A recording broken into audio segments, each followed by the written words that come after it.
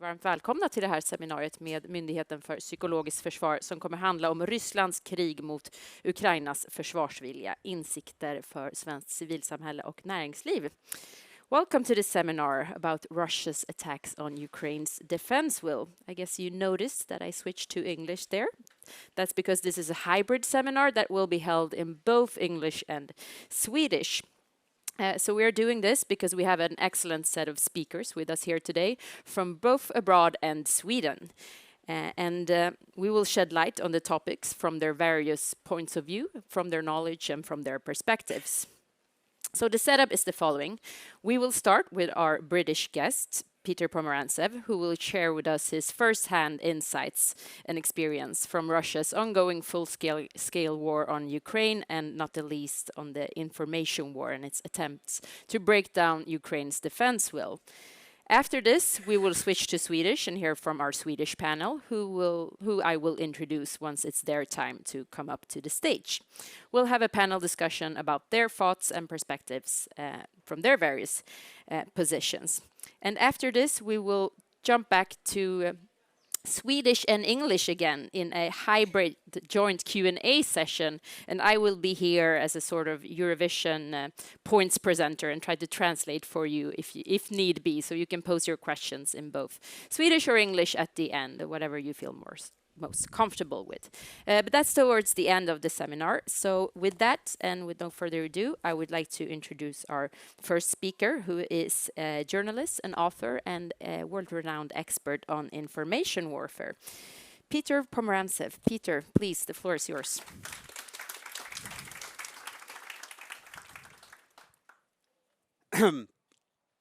Katarina, thank you. When Russian forces occupy parts of Ukraine, as many of you know, one of their foci is to kidnap children. The Ukrainian government estimates around 20,000 Ukrainian children have been forcibly parted from their families and deported throughout Russia and throughout the occupied territories. It's a subject that I've been working on a lot since the start of the invasion, and I'm very interested in what do the Russians tell these children as they split them from their families. And what they always tell them is that nobody cares about you apart from us. Your family doesn't care about you. Ukraine doesn't care about you. Sweden, Europe, America doesn't care about you. They've abandoned you. Only we will now take care of you and make you one of our own. Now, why do I start with this horrific story when talking about information war? This information conflict is happening in many theaters, inside Ukraine, in America, in Asia. We'll be talking a little bit about all of those. But if there's one message that Russia repeats over and over and over again, it's an expanded version of what they tell these children. Yeah? They tell Ukrainians, the West doesn't care about you. You're abandoned. They tell Americans, you don't need to care about Ukraine. Yeah? You have no tie to Ukraine. Forget about it. It's ours. Only we care about it. And they tell Europe, you have no familial bonds with Ukraine. Abandon it. Forget it. So I just got back from Odessa, a major port city in the southeast of Ukraine, where you can see this very, very starkly. Odessa is the prime point of Russia's future aggression. Their aim, very openly and clearly, is to occupy this bit of Ukraine and to cut off Ukraine's access to the sea. And there, that message that nobody cares about you apart from Russia is reiterated over and over and over in the preparation for the physical invasion. It's done through movies. Yeah, I think over 14 Russian movies and TV shows about Odessa, big, loud, high, glossy productions have been produced over the last decade or so in order to convince Odessans that only Russia cares about them. Yeah? In the region of Odessa, not the city so much, but the region of Odessa, in little villages in Bessarabia and along the Moldovan border, people listening to media, Russian language media from Moldova broadcast in, which is repeating that message over and over and over. These are not villages where they use TikTok. They use radio, sometimes shortwave radio, and they use very, very simple satellite TV. So what are we going to do about it? What can we do to push back against this sense of abandonment that Russia is trying to pursue? When I talked to people in Odessa, they were very clear. Yeah, we have to think about micro campaigns to people in the little villages of Bessarabia. That means thinking about media that everybody's forgotten about, radio, satellite TV. But it also means investment in large cultural products, in movies, in festivals that help integrate Odessa into a European story. In America, where I'm now based, at Johns Hopkins University, we spent the last 2 years working out, when do Americans care about the war in Ukraine? Yeah? Russian propaganda is saying, forget about it, you don't need to think about it. There are, however, points of inspiration, not just among Democrats, as you would expect, but also among many Republicans and even MAGA Republicans. They can get inspired about this war when it taps into their need to feel powerful, benevolent, efficient. Yeah? There is a deep, deep, deep identity crisis within America, which the war in Ukraine can solve if the communication is done in the right way. And then how can Europe show that Ukraine is part of the European family, that it is not abandoned? And here I don't think messaging is enough. We really have to think about strategic communications in the sense of policies that have an informational effect. And there's one policy in particular, which I think is very, very symbolic and very, very important in this sense, both important militarily, for security, but also in sending a message that Ukraine is not abandoned. And it is a policy that's being socialized by many people, but especially by the Fogh Rasmussen group. And I know he's Danish, but let's give him a chance.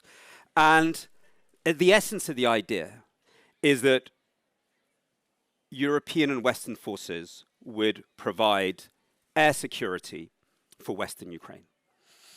This seemed unthinkable 2 years ago. Now I think we realize that it's not escalatory, that it makes a lot of sense. It'll mean there is firstly a safe haven for Ukrainian refugees, of which we estimate there could be between 5 and 10 million this winter due to the crisis in the energy system, that they do not have to come to inside the EU, that they can stay within Ukraine in a safe space. It will be a place to develop common military projects, training, and the other more forward-thinking military partnership that we hear Europe talk about. And it allowed the Ukrainians to move their other air defenses further to the front line to make sure the whole country is defended. So look, that's a policy, but with a really clear strategic communications aim. And last of all, before we open the floor a little bit and we talk to our other guests as well, who should be doing this? Yeah? What is this coordinating body that is thinking about radio stations in rural Odessa Oblast, that is thinking about what will work with MAGA Republicans, that is thinking about the strategic communication effect of major policies?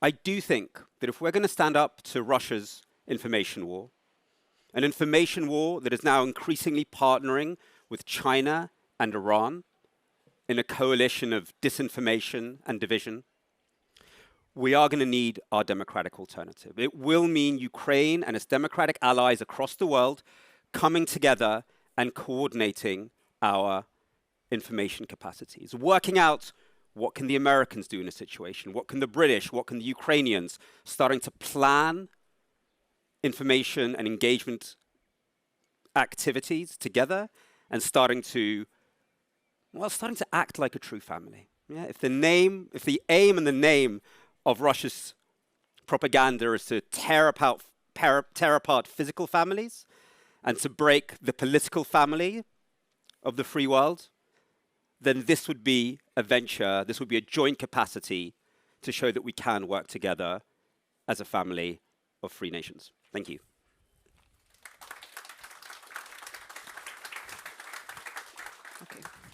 I'll jump over here. What do you want me to do? Just stay there. Okay. And answer my questions, please. Right. Thank you very much, Peter, for this and for these very constructive ideas also and suggestions of how we can continue. We'll get back to that. But before that, I would like to ask you some questions that are related to sort of how we fight back.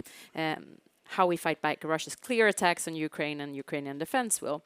Now, you recently published your third book, I believe it is. Third book, yeah. Yes, it's titled How to Win an Information War, The Propagandist Who Outwitted Hitler. I highly recommend it to all of you here in the audience. Should we just say it's coming out in November in Sweden? Yeah, it's already out in English, so There it's you go. possible to read it now too, but it will be available in Swedish soon. And this book treats how Britain during World War II was combating Nazism and Nazi propaganda and doing so quite successfully. And I think what it's interesting in this book, because one thing you point to is that propaganda, and in that case it was from Nazi Germany, today it's from Russia. It's so appealing to many because it creates a very appealing sense of who we are. It creates a strong community, who we are. Like we, the Russians, again, Ukraine, where all is fake. Ukraine is not really a nation. It's a result of Western liberal decadent ideas and so forth. Whereas in liberal democracy, we are more based on the idea of pluralism. There are several we's and several communities. How, under these circumstances, can we combat this propaganda that is so very appealing because of the strong sense of we that it creates? You mean inside of Russia? Yes, how we counter it and make it less appealing. So firstly, you're quite right. I actually continue doing a lot of research into Russia, just finishing a big sociological project, which confirms this directly. It's very hard doing sociology in Russia, but you can still do it if you're clever. And the main finding that we have, it's after a year's work, is that support for Putin and the war is correlated with a strong sense of not just we together, but we are superior to others, that we are getting our own back, and that people will respect us across the world for this. Yeah? So a kind of malign collective narcissism. It's more than we. We can be very healthy. This is a very aggressive type of we. However, also doing a lot of other analysis that shows there are cracks in this collective Putinism. So over the last 2 years, I've been working with a team at Harvard to sort of fuse thousands of pieces of data from Russia, social, economic, discursive, into a kind of, 3D data picture of what's going on. And there are many, many cracks. If you go region by region, issue by issue, you will find that actually there's a new polarization developing in Russia. It's a regional one, and it's based on the regions that are winning from the war and the ones that are losing from the war. So without getting into too much detail about Russian industry, but along the Volga region, we have a lot of big factories. They're having an unheard of economic boom. The regions next to China, because of the trade with China, unheard of economic boom. But the regions near sort of the Baltic Sea, or along the western coast, or in the deep south, unheard of economic collapse, because they were very dependent on trade. So that is something you would start working with straight away. Who's winning from this war? Who's losing from this war? It gets even more interesting. When you start to look at the whole country, including the regions that are doing very well, their opinion about the government is plummeting, and especially about the economy, which is weird. They're getting richer, but they're upset about the economy. And the reason for that is inflation. Crazy inflation, which is much higher than the official statistics. And Russians have this old paranoia about the ruble collapsing because they will experience that. And there's this fear that the ruble is about to collapse. That means that people are taking out loans like crazy. Russia has become a payday loan country where everyone is taking out really large loans before they get paid. No one wants to do any saving. People are spending like crazy. And Russia is in this really bad economic bubble, which they cannot stop because they have to keep on putting money into the military economy. So they're in this really, really, really bad cycle.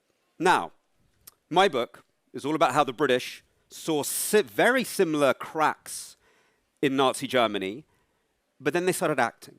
They started creating a plethora of media, which I reveal in my book. Everyone's forgotten about it. But a plethora of media, all aimed at widening those divides and destabilizing the Nazi military economy and the Nazi military machine.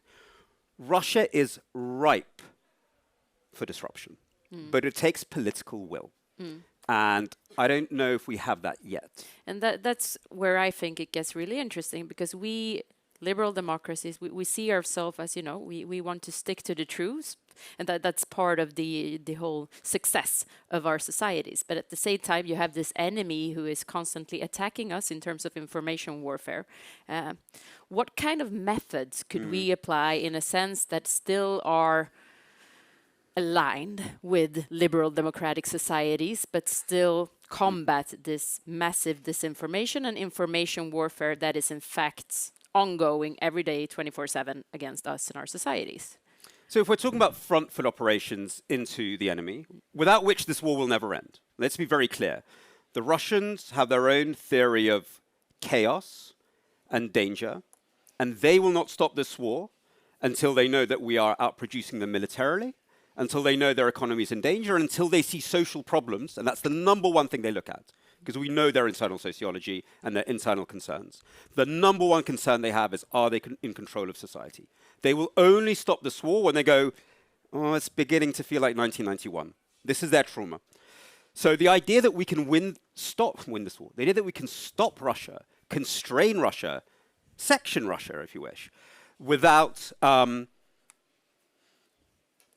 helping the development of social tensions is a delusion. Now, how do we do that? I think we're in a very false dichotomy. On the one hand, the BBC preaching democracy and the virtues of goodness and how evil it is to be evil, that's one approach. And the other one is what the Russians do, which is bots, trolls, conspiracy theories, division, hatred, hate speech. Our experience from the Second World War and the Cold War says this is a false choice. Yeah? There's so many things you can be doing in between of them. So let's take the example of the Second World War. So the organization that I write about, which was part of the political warfare executive, it wasn't about lies and truth. That's a bit of a, that's not the main agenda. The main point is, yes, you probably have to forget about a beautiful democratic revolution in Russia. You probably have to forget about, a gorgeous liberal movement emerging in Russia. However, there is so much you can do to undermine the economy, to demobilize soldiers, to make the elites not trust each other to the point where they start eating each other up. There is a huge amount of activities you can do. In the experience of the Second World War, it was all about using truth as much as possible.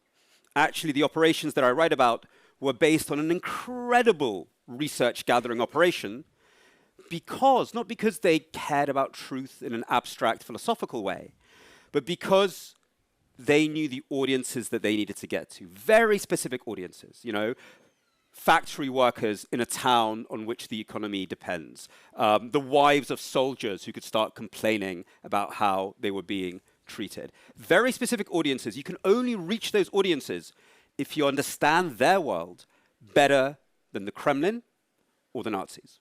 That's the race. Yeah? If we do enough research, understand their concerns, their anger, their frustrations, better than the regime, then you have a chance of engaging them. So there is a way of doing this. It's actually very research intensive.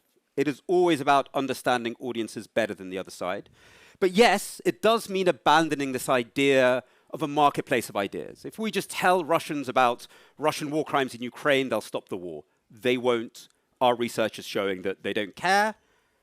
And even more horrifically, a lot of them seem to like it. I want to get back to the overall topic of defense will and of Ukraine's defense will for a bit. You started by telling us this horrific stories of how what Russians are telling Ukrainian children who are being abducted. At the same time, Ukraine has inspired a whole world with its defense will since February 2022. and it keeps on going. So from your experience, you spend a lot of time in Ukraine, and I want to tell the audience also that we'll have more seminars on this theme later on today. But from your experience, is it working? Is Russia's information warfare trying to break down Ukraine's defense? Does it have an effect? Well, listen, we spoke just now to, well, earlier today we had two wonderful experts from different parts of the Ukrainian government explaining what Russia is going through.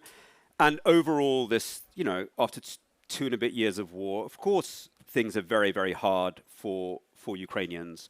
There's very specific issues around mobilization and around other social fractures. Is it working? I mean, how do we define working? How do we find the effectiveness of these things? There is a very real risk.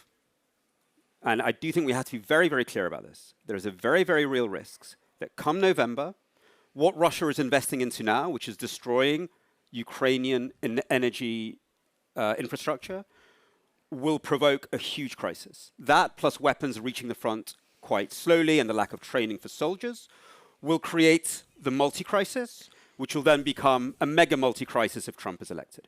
If you start putting these things together, we are approaching in November a huge crisis. The risk of 5 to 10 million refugees heading towards the EU is completely on the cards, and I'm very worried that nobody's talking about this in clear ways. That is totally Russia's aim.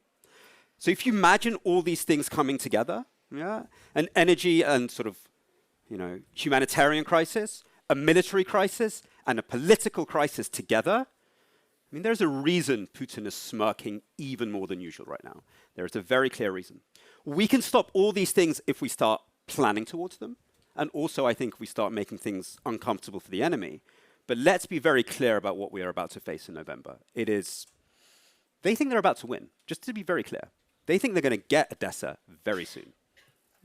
They're often wrong because they make mistakes, but that's what they think.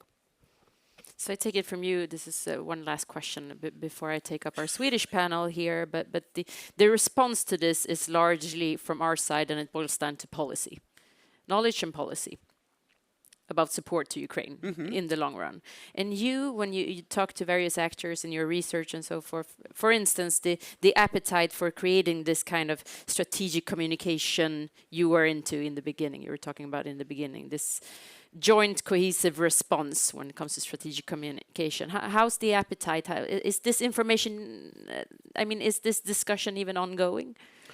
It is actually, and there's lots of very sort of, it is, frankly, both from the American side, from the Polish side. In Poland, I don't know if you saw, they've just opened a kind of like a joint center. It's more like government public affairs for the allies to respond to Russian disinformation in a coordinated way. That was just set up a couple of weeks ago. The US State Department has issued a joint framework for different democratic governments to work together in this space. The model is the Daesh coalition. It's been a long time finding ways to counteract ISIS and ISIS propaganda together. We're moving towards that. There's also a legal element. You know, we have to define in the public's mind and in the legal sphere the difference between legitimate speech, free speech, and what the Russians do, which is the use of information operations in war crimes. Yeah? There's a lot of legal work that is happening. I'm involved in part of it with Global Rights Compliance and the Reckoning Project, a humanitarian and law firm and a war crimes NGO trying to define the difference. So I see progress everywhere.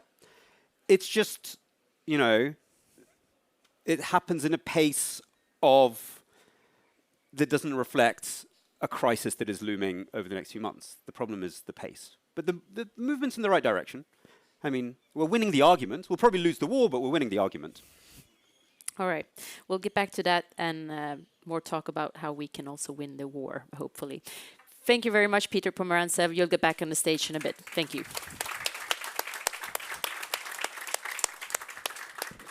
Keep it on.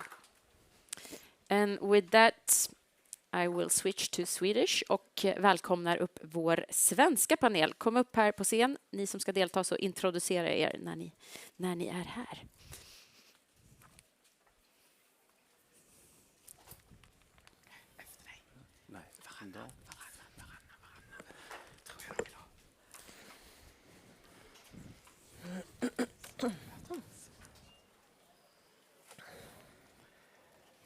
Så, varmt välkomna.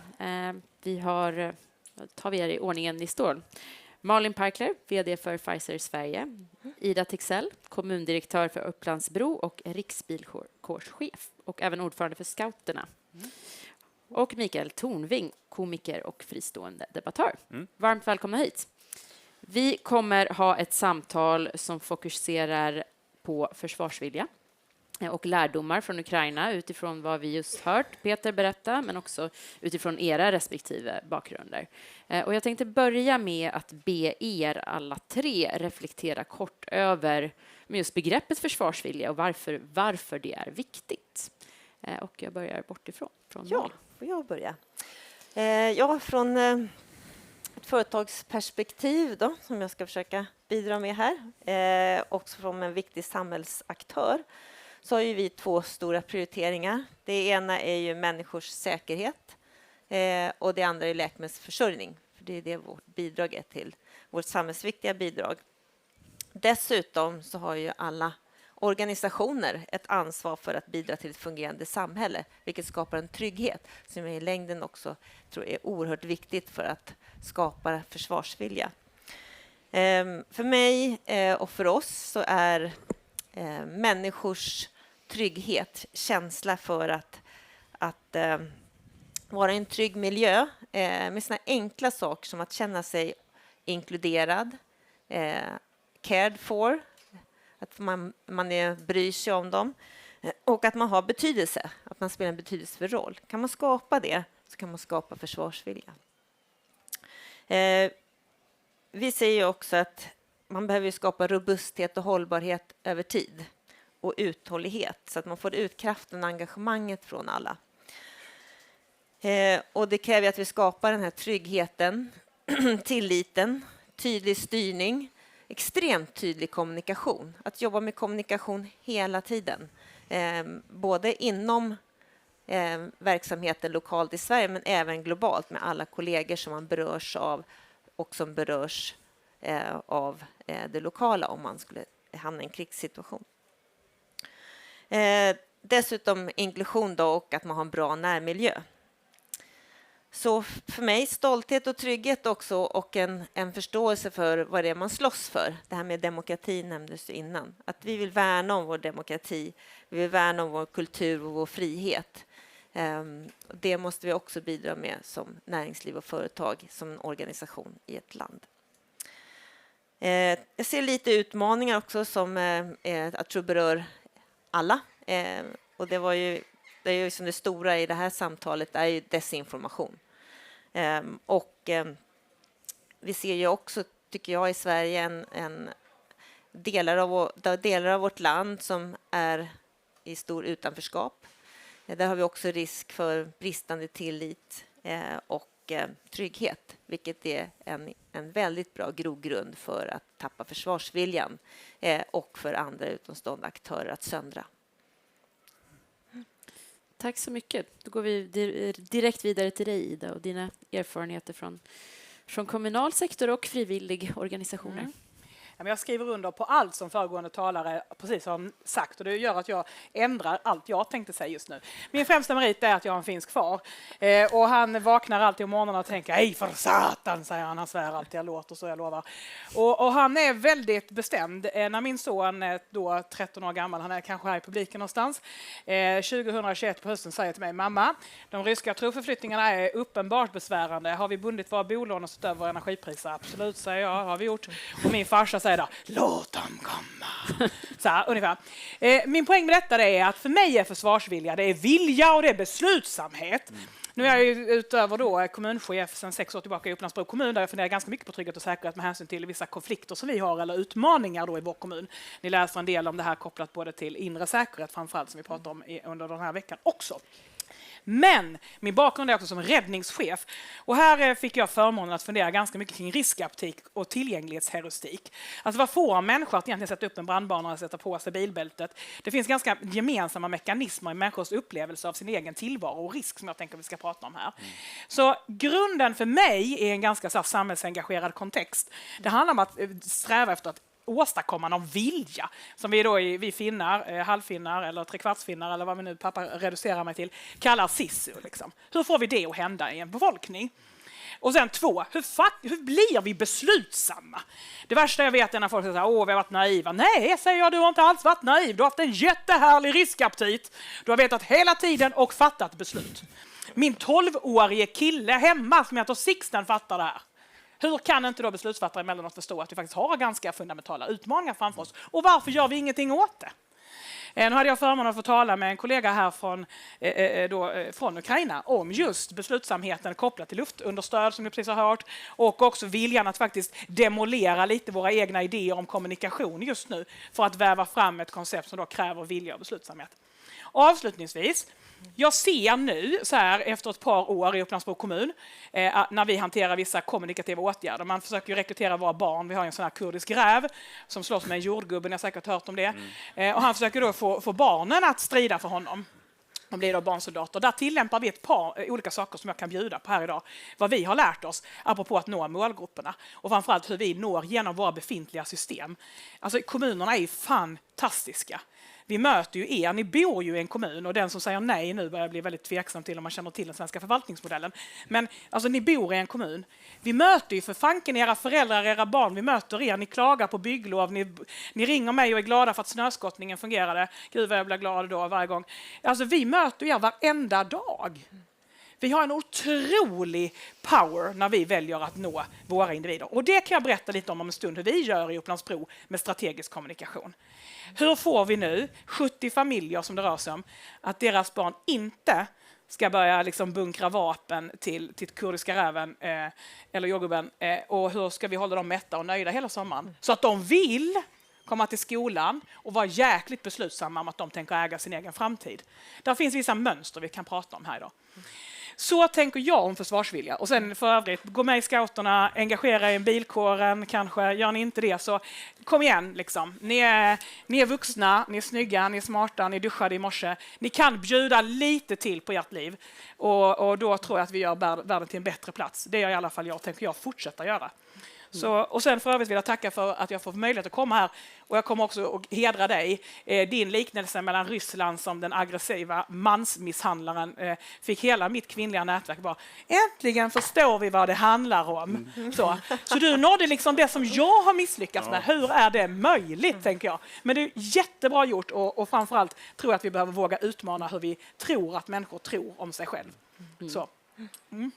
Jag hade tänkt be Mikael prata om hur man använder humor för att engagera, men jag tror vi kan checka av det lite efter ditt inlägg i den här panelen. Men känn ingen press, Mikael. Nej då, men försvarsvilja för mig då personligen så är det 2 saker. Det är insikt och det är beslutsamhet som du var inne på. Och insikten det är att det samhälle som vi har är bra med fel och brister och det är värt att skydda. Den andra insikten är att det är hotat.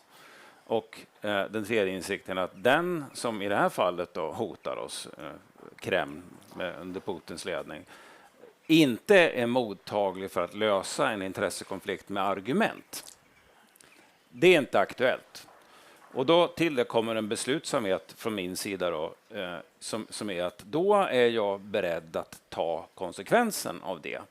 Och ta argumentationsnivån till hans nivå, det vill säga använda våld och helst effektivare våld med bättre verkan i målet än vad han har. Och det är ett beslut jag fattade för länge sedan.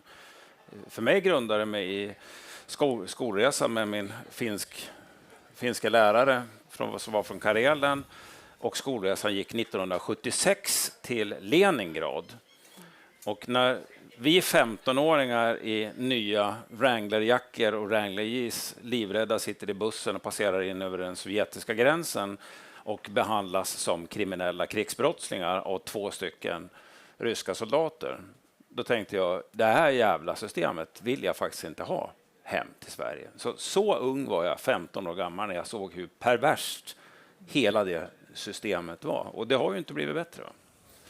Så att där har du min försvarsvilja, grundad i 15-årsåldern och bara stärkt. Om jag ska dra några trådar från era olika ingångar till det här. Mycket handlar ju om att liksom faktiskt inse vad vi har. och att det är värt att försvara. Och jag kommer nästan från en generation, jag är född lite tidigare, född före murens fall, men inte så att jag kommer ihåg så mycket. Men min generation kan man ändå prata om någon slags efter kalla kriget-generation, tar väldigt mycket för given. Vi har vuxit upp i välstånd, kurvan har gått åt ett håll, upp. Allt har blivit bara bättre, demokratiska rättigheter. Allt har uppfattats gå åt rätt håll. Och någonstans där har man ju blivit lite blasé, får man ändå säga.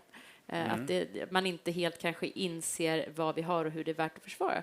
Hur kan vi liksom, för mycket av det här handlar ju om att liksom berätta vad det är för samhälle vi har egentligen och att det faktiskt behöver försvaras. Har ni några idéer kring liksom, var börjar man i det här? Om man inte har en finsk pappa, till exempel. Jag har inte en finsk pappa. Inte jag heller. Nej. En polsk. Nej, men det är en jättestor fråga, för det handlar ju om, för mig då som representerar en organisation, så handlar det ju mer eller mindre om att bygga en bra grundkultur. Ha bra värderingar och att man jobbar efter dem.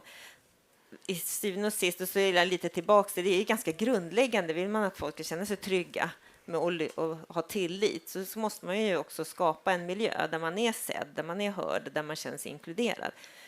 Och liksom, där man vet att man får sin lön även fast det är krig. Man får stöd för sin familj. Man får... jag tycker frågan blir väldigt stor. Hur ska vi som organisation... sen tror jag också att det är viktigt att vi är en global organisation och jag har ju sett en ökad internt hos oss, då, ett ökat engagemang hos vår högsta ledning för svåra frågor. Förut var man mer tillbakalutad och gav sig inte in så mycket i att ta ställning, för att vi är ändå ett företag som finns över hela världen. Men med de senaste årens händelser så är det jättestor skillnad. Om man tänker liksom nu Ukraina, Ryssland till exempel, för att sända budskap till hela organisationen vad vi står för, så är det så att det är svårt för oss att ta beslut om att man i Ryssland inte ska få tillgång till mediciner, att barn och äldre inte ska få behandlingar. Det beslutet kan ju inte vi ta. Det vi däremot kunde göra och gör, det är att säga till att de pengarna vi tjänar i Ryssland, de donerar vi till Ukraina. Då kan man också sända budskap kring vad vi tror på och vad vi stöttar för beteenden. Och sen så hela tiden jobba med att uppmärksamma, det gör vi hela tiden, uppmärksamma internt. Vad händer i världen? Hur ser det ut för dina kollegor? Vad är våran ställning rent liksom, mänskligt? Vad tror vi på? Det är det bidraget vi kan göra som organisation.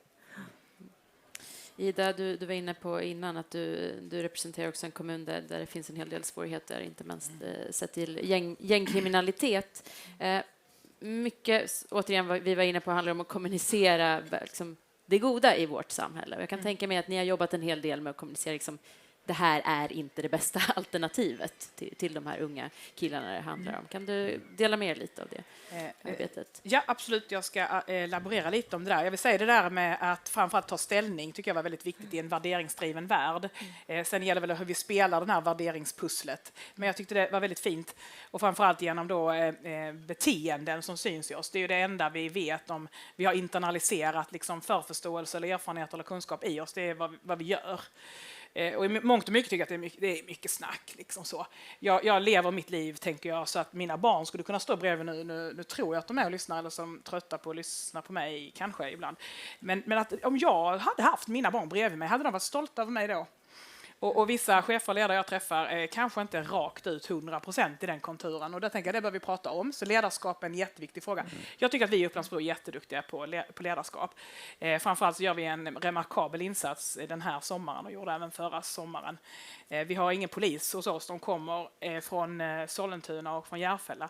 Och så vi är liksom lite luftlandsatta själva. Det innebär att vi behöver vidta vissa åtgärder långt tidigare för att klara det där. Så men det är ett helt annat seminarium. Men det där med att faktiskt fatta beslut och vara en ledare och bete sig, det tycker jag är viktigt att få nämna. Det gör vi bra. Vi är där.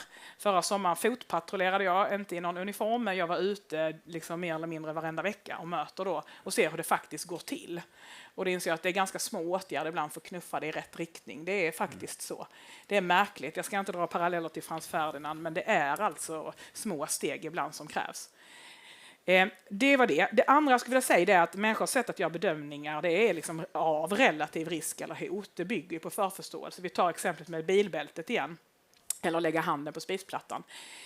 Med det sagt så menar jag att det är verkligen avgörande, tror jag, precis som Peter pratade om, hur vi väljer att kommunicera just nu. Det kommer alltså inte räcka med att vi säger att spisplattan är varm. Av någon anledning så är man ändå lite sugen på att känna, så att säga. Eller hur? Det var någon som kände igen sig där. Det var ju trevligt. Ja. Men det här behöver vi prata om. Hur får vi till det här beteendet? Det är där mitt liksom svar på din fråga börjar. Hur får vi barnet att själv tycka att det är en bra idé att inte vakta det här vapnet eller transportera det här kilot kokain och faktiskt välja någonting annat, så som vår då eminenta andra lösning, och sen bete sig därefter? Och då tror jag att det måste börja liksom med dig och mig. Nu är jag lite tuff i tonläget kanske för alla som lyssnar, men det är någonstans så att vi är faktiskt ganska lyckligt lottade. Du duschade förmodligen i morse. Du var jätteglad för att vattnet kom i din kran. Du gick hit och har säkert fått något att äta också. Allt det där som vi egentligen tar för givet behöver vi också börja se.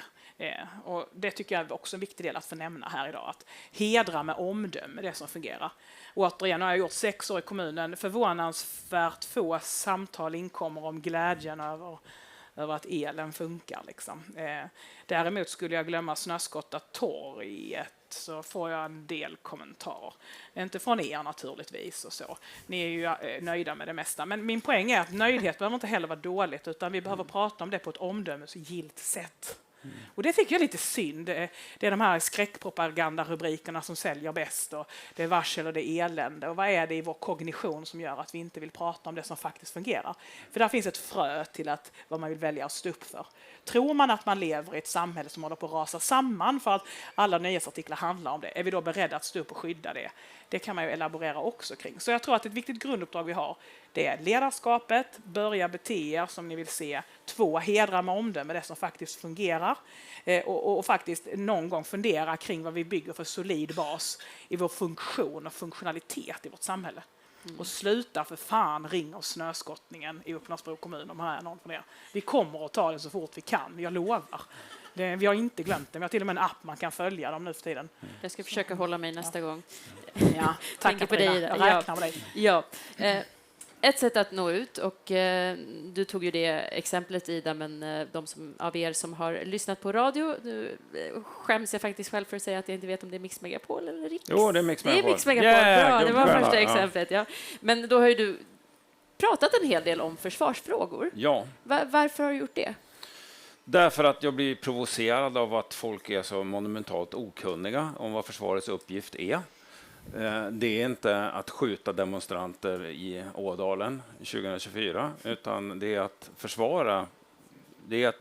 försvara vårt territorium och att ge politikerna råg i ryggen att stå emot yttre påtryckningar. Och har vi inget försvar, då har de ingen råg i ryggen. Utan Försvarsmakten är som en stora syster med ett järnrör som står bakom en på skolgården och är garanten för att jag får vara på det sättet jag vill vara och göra de saker jag vill.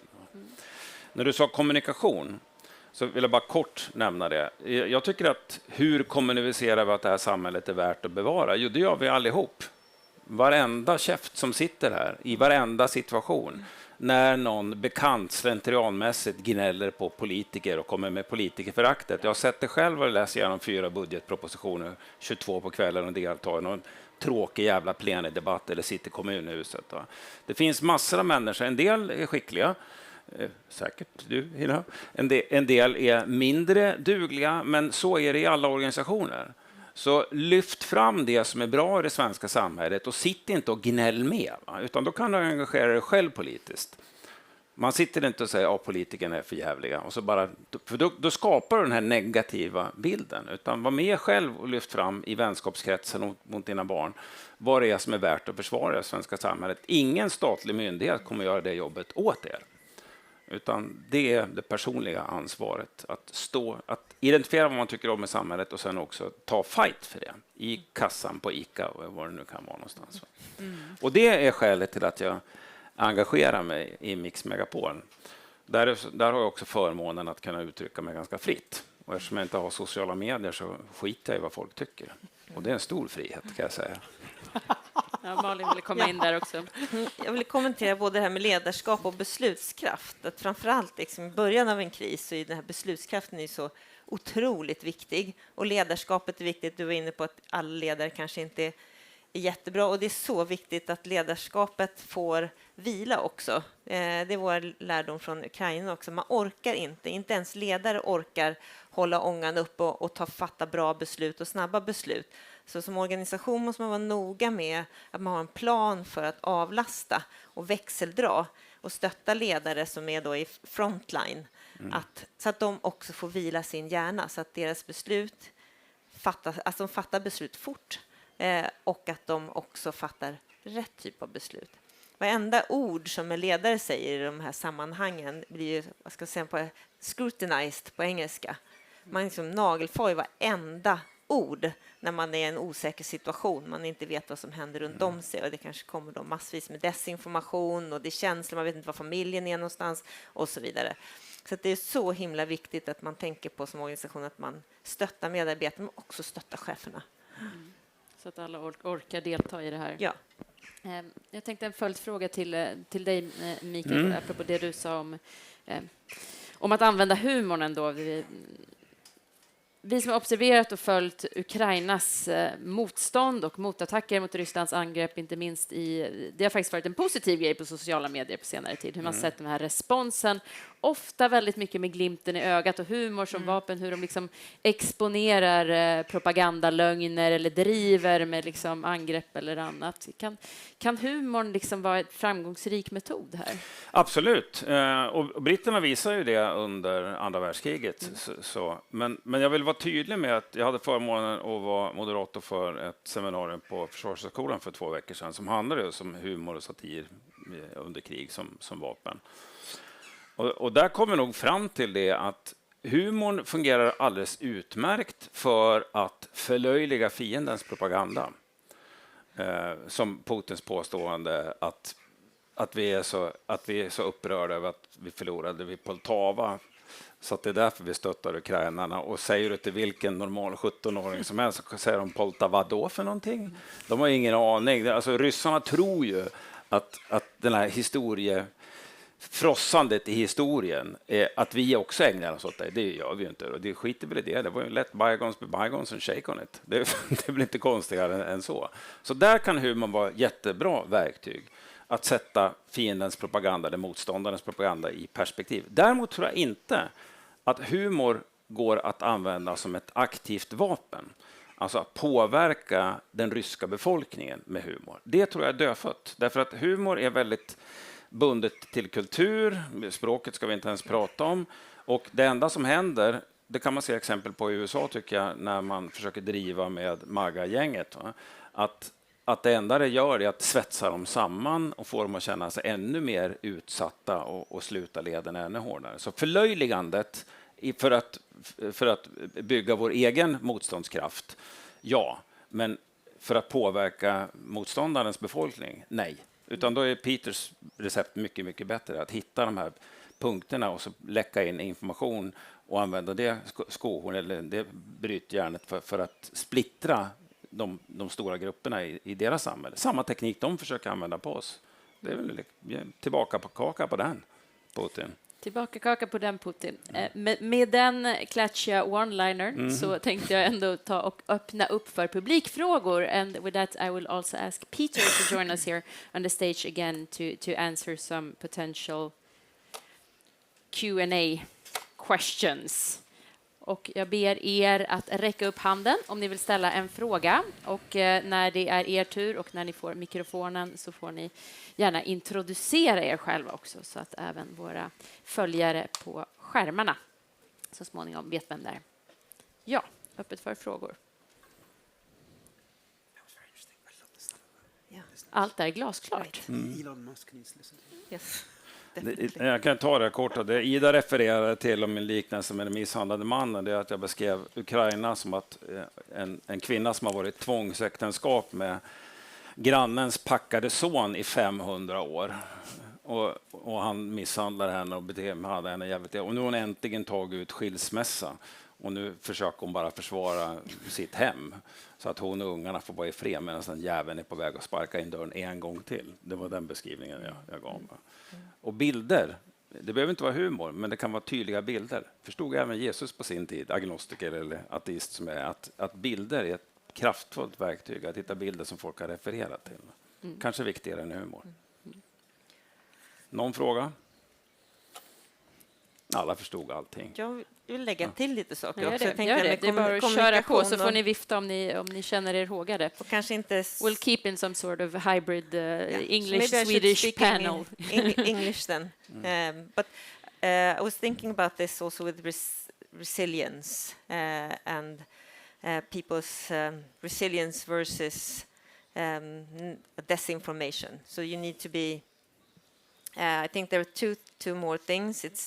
It's to gather around authorities for important topics, and this is an experience from the pandemic, where you had other forces talking about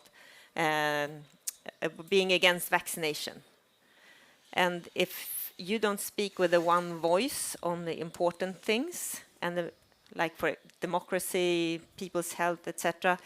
There you will leave room for disinformation. So if you're not aligned between organizations and you speak with a strong voice, you also open up for disinformation. That was one thing. And then when it comes to humor, that's a little bit more difficult maybe for a company that has a diverse or a global company with different countries. But one thing that is super important also to be sustainable and resilient is actually to have joy in life. Even though in the most difficult times, you will not have the energy or uthållighet in order to endurance if you don't mix in joy in life. So that is also something to remember as an organization, as a country. So there comes in humor, I guess, but also... Definitely. I saw that we actually have a question. Vi har en fråga från publiken. Du kan ställa den på svenska eller engelska och jag kan översätta om det behövs. Ja, men då tror jag föredrar att ställa den på svenska. Och jag heter då Marika Berglund och kommer ifrån Pite. Pite kommun är jag här för.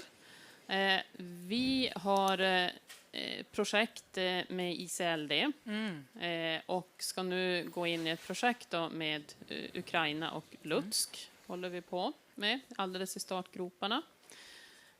Och min fundering egentligen, eftersom jag då även har varit inblandad i ett tidigare projekt i Zambia och jag vet att det finns en undersökning bland svenska ungdomar där man mer och mer tycker att det är viktigt med en stark ledare än demokrati.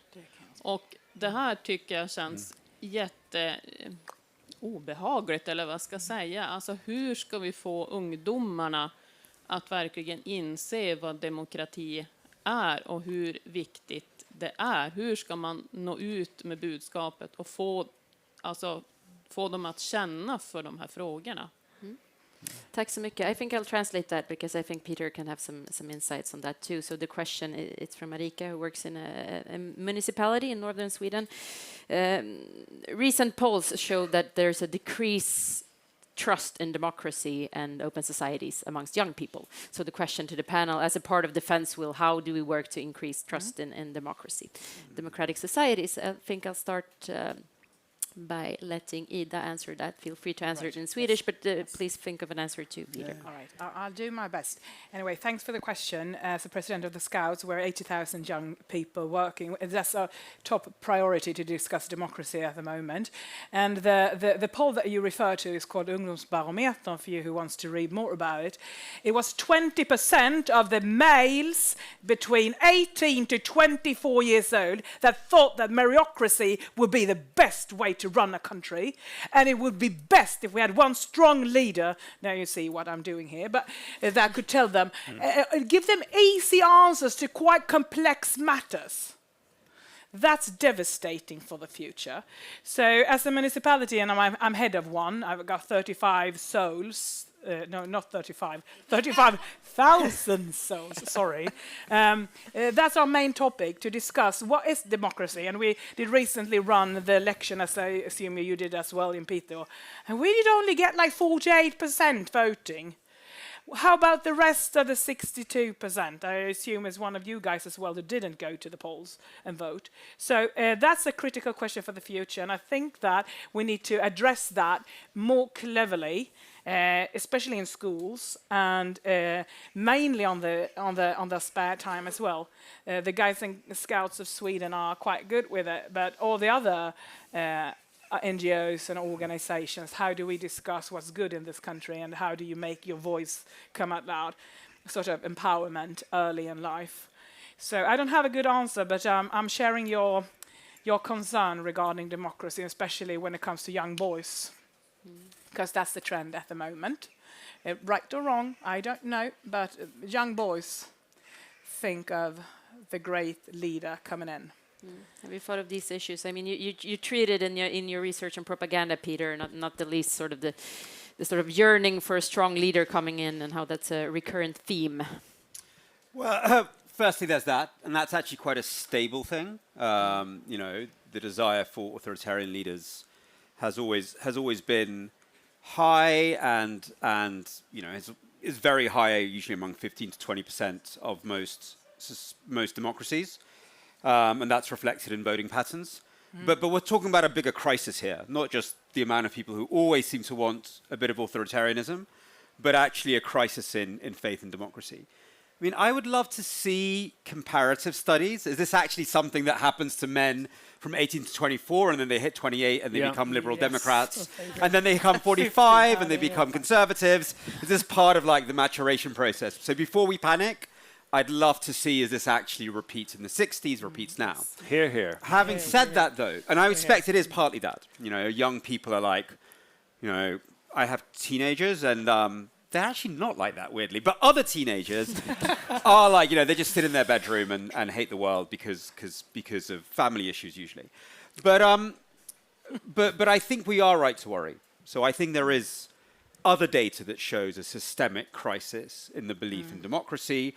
We see politicians who are saying, in various ways, dictatorship is good, and that is not getting the pushback that we think it would. I mean, in America, we have that already. So I do think there is a systemic problem going on, but I think there's many things to look at.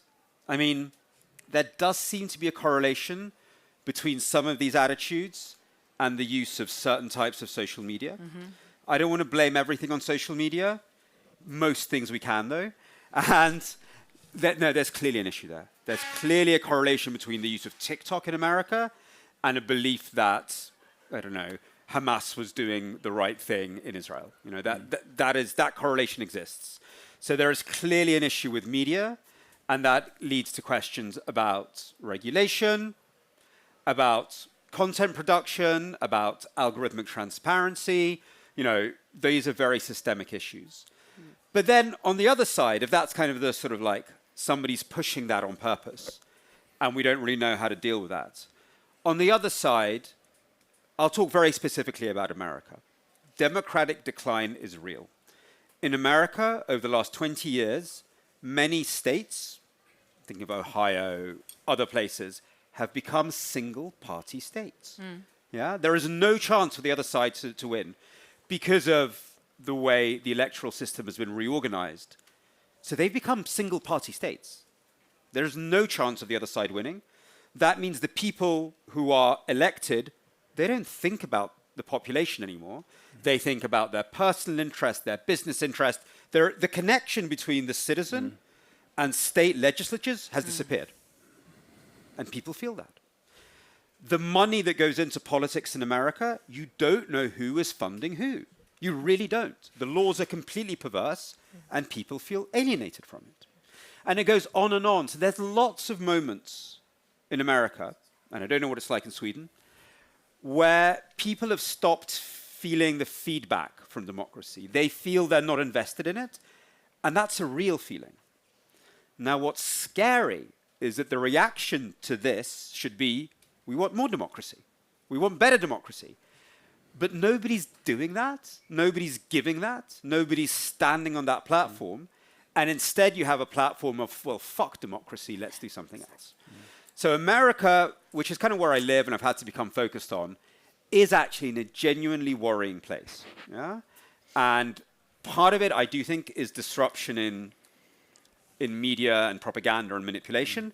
But part of it is genuine issues in the political system of the country, which has become really unhealthy. Thank you, Peter. I saw that we have more questions in the audience. However, we are running out of time. I see the clock is blinking there. 1 second left. Okay, now we're out. So unfortunately, I have to cut the seminar there. Perhaps there's time to come and ask your questions to our very appreciated panelists here today, Peter Pomeranze, Malin Parkler, Ida Texell, and Mikael Tornving. We from the MPF would like to thank you with a small token of our appreciation, a notebook where you can write down your ideas on democracy and how to strengthen defense will and other things, please. And it cannot be bugged. It cannot be bugged. And also, I would like to recommend also some additional seminars. We will have a seminar focusing on American democracy tomorrow afternoon. However, the next seminar starting in 30 minutes here is Krigets krav på försvarsviljan, erfarenheter från Ukraina och vad är lärdomarna för Sverige, with a very distinguished panel and knowledgeable set of speakers. So please stick around or come back in 30 minutes. And with that, a big round of applause. Thank you.